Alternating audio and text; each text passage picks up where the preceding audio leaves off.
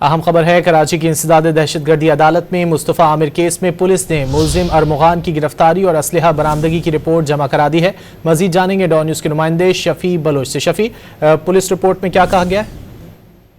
आज पुलिस की जानिब से जमा की गई रिपोर्ट में कहा गया कि पुलिस छापे के दौरान जो है वो मुलजिम अरमुगान ने जदीद असले से पुलिस पर फायरिंग की और मुस्तफ़ा की बाजियाबी के लिए मुलजिम अरमुगान के घर पर जब छापा मारा गया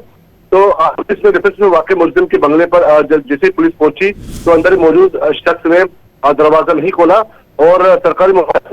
से गेट जबरदस्ती खोला गया और पुलिस बंगले के अंदर दाखिल हुई और ऊपर बंगले के ऊपर हिस्से से जो है पुलिस मुलजिमान ने पुलिस पर फायरिंग की और जान से मारने की नीयत से जदीद असले से पुलिस टीम पर फायरिंग की गई और मुलजिम की फायरिंग से DSP SF constable Mohammad Iqbal जो है जख्मी हो गए थे और मुलजिम को बुलंद आवाज में सरेंडर करने के लिए कहा जाता था, लेकिन वो वक्फे से पुलिस फायरिंग करते रहे। तो पुलिस ने